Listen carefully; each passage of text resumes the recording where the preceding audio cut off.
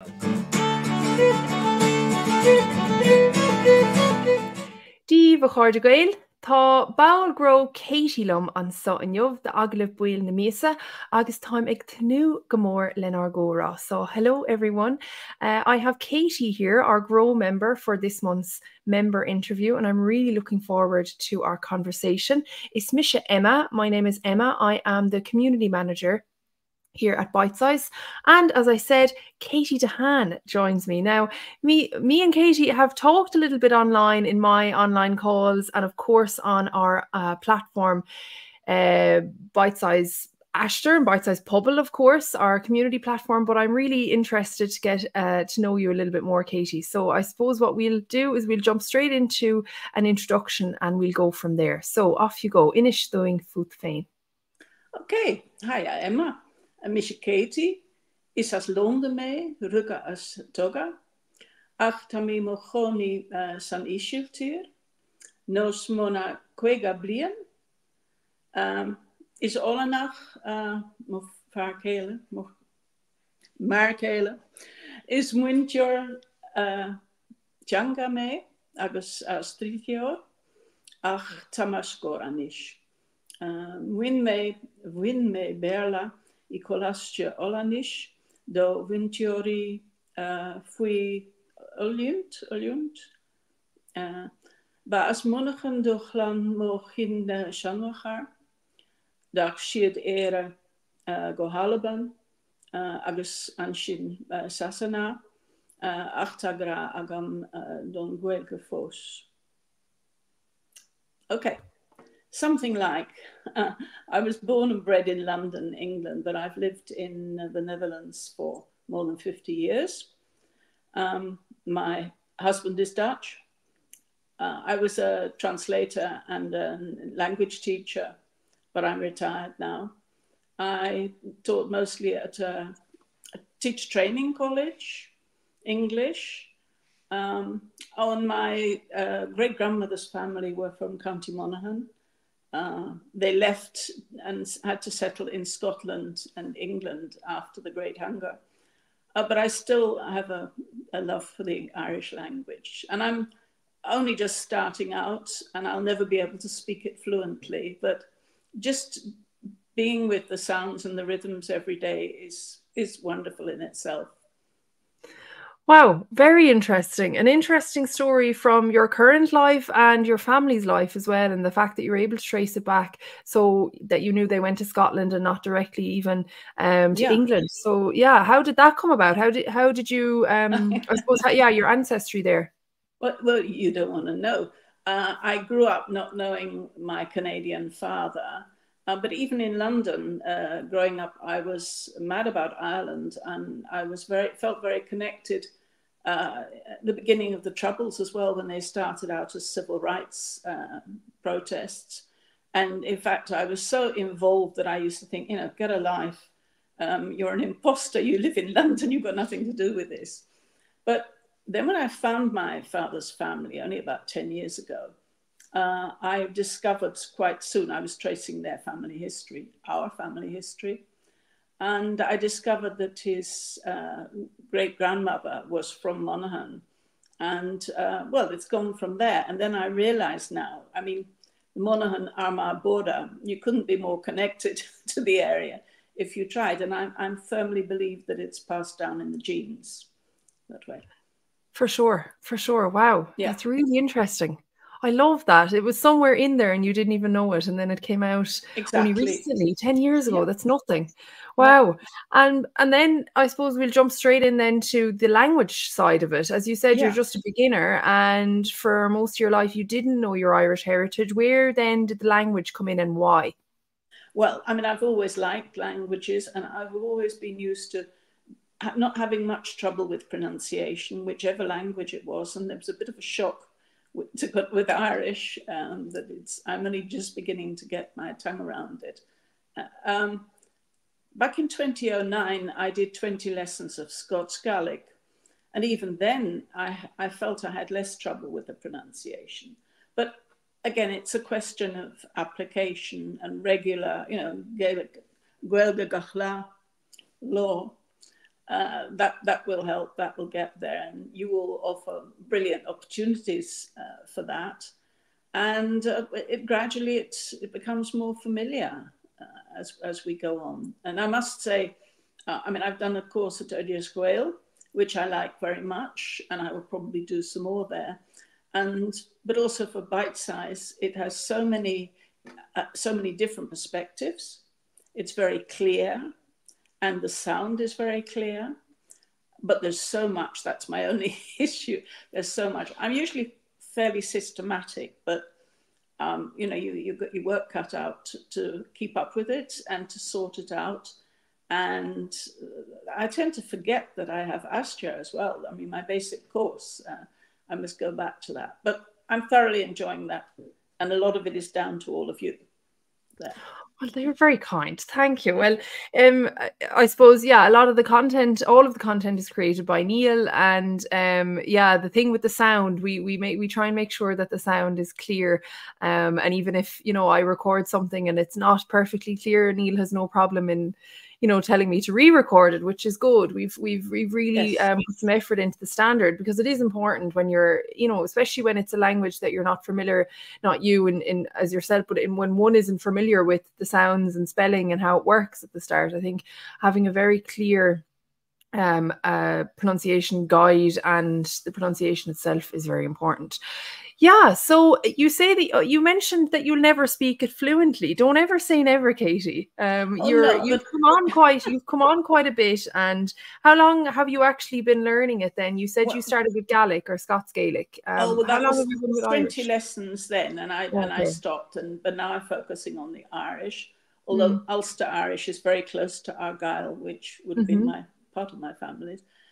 And well, I did the Odious Gael course in February, and I started with Duolingo last year. And people complain about Duolingo, but I find it's very useful for repetition apart from anything else, and just easily doing it. I'm a great believer in immersion, and this is just one extra. Everything you can use is useful. I love all the songs as well. And one thing I found that's particularly good, a new suggestion from you, the podcast Nuacht an Mall. That's great. That really is good, because you can listen and you can have it visually and you can repeat it, and it's usually fairly current as well, so you know what's going on. Yeah. I think when you're listening and trying to you're listening to a language, I always try, even for my Thursday posts on Bite Size Pobble. I post, for those who don't know, I post a daily challenge Monday to Friday, and on Thursdays we do listening. And what I do, well, with listening, I usually try and do a video that has subtitles, because I find that I know myself as a learner of languages, you know, I've learned German. Even still, I need subtitles sometimes, not because I don't understand I don't understand anything, but there might be certain words that you might miss, or the pronunciation might be different to what you're used to, especially when you're talking about a difference between dialects. I think having that reading plus the listening is priceless. You really can't beat it. And I suppose exactly. I try. I'm always, you taught languages as well, Katie. You know, I try and put myself in the situation of the learner. And that's another question. You know, you're living now in the Netherlands for 50 years. I'm living in Germany for 5 years, and I also teach a language, so we have a lot in common. And I suppose, how have you been finding learning? Well, even if you were back in London, you'd be learning abroad, but you talk about immersion. How do you find online learning in general? And the second part of the question is, have you found yourself applying any of the skills from your own language teaching to yourself as a language learner, or no? Well, to start with that, basically, as I say, immersion. I live in Holland, and we have a lot of incomers now as well who are learning the language. And I try to be as consistent as I can as that. The Dutch have the tendency to break into English or Arabic or Turkish, anything like that. I think don't do that, you know, just give them the opportunity to learn, because in the long term, if you're staying here for more than a couple of months, it's even good for your mental health to be able to, you know, participate and understand the language and communicate. So I do that all the time. And I think pretty diverse. I said that there's so many possibilities. As I say, even with my systematic approach, you have to be clear about what you're going to do and not rush yourself. I don't do goals. I try to do it regularly, and sometimes it will be better than others. And it doesn't work for me, goals. I mean, that's just too much extra pressure. And as I say, I think immersion is one of the most important things. Start off using it. The correct form will come later, whether it's incomers here or for us with Irish. I'm still at the stage where I know a lot more than I can use, so that if I come into a group, I just don't know what to say, whereas I do know what to say, but I just can't get it out there. But it's great that you have all these opportunities every week, and then Kogamoga as well. I'm breaking into Dutch there.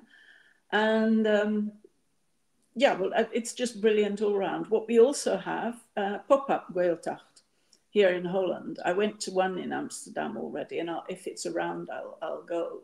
That was great fun. You can't say very much at the beginning, but you're just taking part. And that led to a session in an Irish pub here. So lots of opportunities.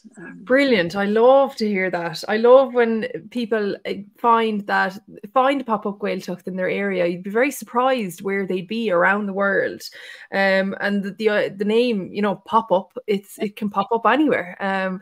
And yeah, we have them here in Germany. They're in the States, all over the place. They have them in Asia. They have them all over Europe. Yes, and yeah. For anyone who is wondering, I'll just pop it on the screen, or for those listening, peig.ie, peig.ie. If you go onto that website, that will show a lot of live things that are happening around the world or around Ireland. You can choose on the map where you want to go. So even if you were traveling Ireland, for example, for a 2-week holiday or a 2-week road trip, and you wanted to find an opportunity to use the language outside of course, going to a Gaeltacht area, but you wanted to go to a designated pub, perhaps in Cork City, in Dublin City, or in Galway. Maybe you don't travel as far as the Gaeltacht itself. There's lots of, there's usually a pop-up Gaeltacht going on at some point, or online as well. And the other thing that stood out to me there is, use it, the correct form will come later. I live by this, because yes. I've been learning German since the age of 11, 12, and I'm in Germany 5 years. I speak German every day, not all day every day. Of course, I'm a lazy and I'll go for a bit of English when I can. But even with that, especially the gendering of nouns in German, you know, my der, die, das, I just choose whatever. I just get it out as far as, you know, when I'm speaking, and then I can learn it later. I probably should have learned it earlier. I'm saying I can learn it later for maybe a few too many years now. But I like that, because a lot of people get hung up on saying what they want to say perfectly correct. But again, it's always about putting yourself, we're always very terribly critical of ourselves, I think. And then it's about putting yourself in the other person's shoes. And you know, when you're listening to a non-native English speaker or a non-native whatever speaker of your own native language, you can still understand them if they make a grammar mistake, or they pronounce something a little bit strange, or they pronounce it ever so slightly wrong. They're still understandable. And, you know, it comes with practice. So yeah, getting out and using it. And you're just getting over that inhibition, because it's everyone has it. It's just you have to have confidence to get over it, you know, and get through it.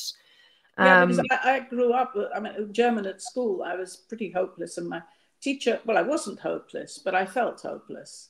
And I remember my teacher called me a Dummkopf, and that finished me off. Only recently did I realize she probably meant it affectionately. But after just living here all these years, I don't speak it regularly, but if we're there, it's just come naturally to me now to understand it. And then you realize, obviously, if you're doing something important, you'll check up on what case it is. But generally speaking, people will understand you. And that's definitely the same with Irish. So I'm enjoying it. And we hope to go to Donegal next month, actually. Brilliant.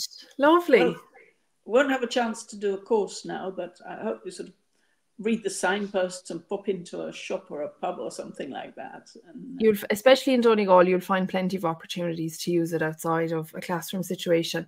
Um, Even myself, I'm heading home to Ireland this summer as well for a little mini course in An Rhein. And yeah, I'm looking forward to just even using it outside of the classroom itself. It really, I don't know, for me, it's almost like a retreat when I go home to be able to use the language, as I'm not surrounded by it as much as I was in Ireland. When I lived there, I took it for granted. Yeah. I somehow thought you grew up there in Germany. But no, you just 5 years. Oh goodness. Yeah, I moved here after my finishing my bachelor, and I teach here now. But I grew up in Dungarvan town, and of course my primary schooling was in Irish, and the Gaeltacht An Rhein was nearby, so I had a nice influence there. And of course within the town of Dungarvan, although it's not a Gaeltacht town, it's a Gaeltacht service town now as of recent. But I took it for granted, and I suppose I knew people. As a youngster, I kind of didn't think I thought it was a little bit embarrassing to be able to speak Irish. And a lot of people feel that as young people as well now. I think maybe it's changing ever so slightly, or certain mindsets have changed. But I really took it for granted when I was at home, and I choose English over Irish, whereas now I always try and choose Irish over English. So I understand when learners are living abroad or learning online and they don't feel like they can use the language. I still forget words. I still forget things with grammar, and I've been speaking it all my life. It's if you're out of practice, it just doesn't come as fast. And then once you get back into the swing of things, it comes more naturally to you. And that's the same as a learner starting out. The sooner you jump into speaking, reading, like Katie, when you joined Bite Size, like you jumped straight in. There was no kind of, I was on Ashter for a couple of months. For anyone that doesn't know, Ashter is the self-learning platform, and then Pubble is the community where we all come together and comment, and I post, and we've calls and things like that. But you were straight in, and I like that. But for those who are listening and maybe are on Ashter at the moment, working away on their own and are feeling a little bit shy about coming into Pubble, I can assure you everyone is very, very welcoming and nice. And Katie, I'm sure you've felt that as well when you joined. And what's extra nice is not just the attitude, but everyone's coming. There's the same motivation. Everybody is very keen to learn and to get every opportunity they can. What is also interesting is what you say about even growing up in Ireland. It doesn't come naturally to you. I noticed that from the several people in Ireland who are there on the meetings. They say, I didn't do enough, or I didn't take all the opportunities. No, you're doing great work, all of you. Very much. Good. I'm glad to hear that. Well, I want to just come back to one more question. What has been your highlight of learning Irish in general, or maybe putting that in another way, or you can answer both or one. What is your favorite thing about Irish? Is it the grammar, the vocabulary, the sounds? The grammar isn't just necessary. I think it has to be the sound and the feel of it. As I say, I was always doing something with Ireland. I mean, a lot of my studies were devoted to Seamus Heaney, and I developed lesson materials, all not knowing about the connection. And I was surprised, although I knew from him a lot about the sounds, how natural it sounds to me. I realize now, probably again from the north, that's probably in the genes as well, the sounds there. But even if I never get it right, just being able to use it and hear it, that gives me something extra, and it's very special. But I think that has to be the top of it there. Lovely. Go hauling your fod. Well, Katie, you've said it all perfectly, and I really enjoyed that. It's nice to get.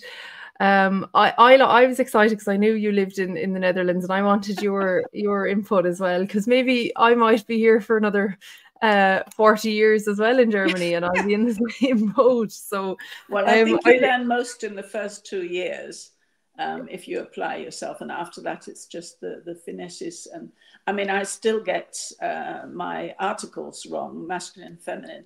I mean, I know it roughly, and if I'm right, I can probably write an academic essay and not quite know what to shout along the football pitch or something like that. You get it's patchy. It depends. It depends. Yeah, you're doing a grand job. But you plan to stay, do you think?